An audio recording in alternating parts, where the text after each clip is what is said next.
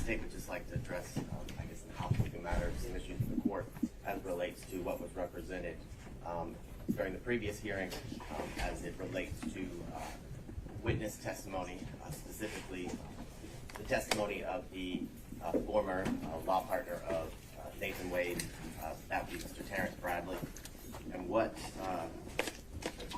the state would like the court to understand and realize is that in preparation for this hearing, in speaking to witnesses and doing the additional research as it relates to the comments that were represented by counsel, specifically counsel for Mr. Roman, Ms. Merchant, that we've been able to determine that the claims that the defendant has asserted and did assert during the last hearing on Monday are not only legally meritless, but are factually unsupported by the statements that Ms. Merchant made to the court.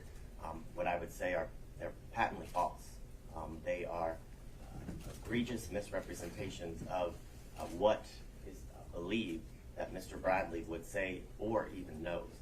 What I would bring to the court's attention in my speaking with the defense counsel for Mr. Bradley, Mr. Chopra, is that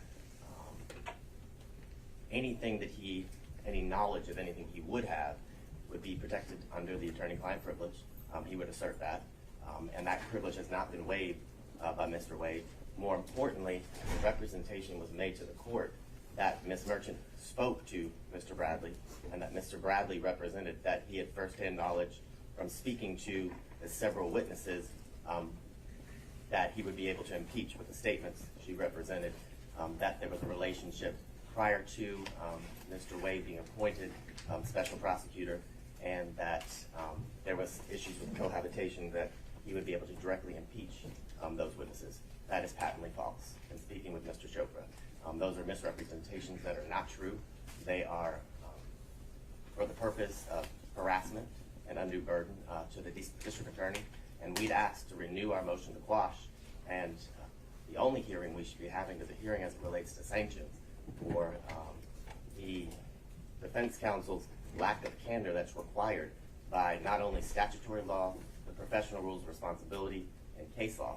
And we ask that we move into a hearing that is related to the sanctions due to the misrepresentation and flagrant falsehoods that have been spread throughout the world in an effort to affect this case and to keep it from moving forward. With that, Your Honor, that's our request. So just small matter of housekeeping. Yes.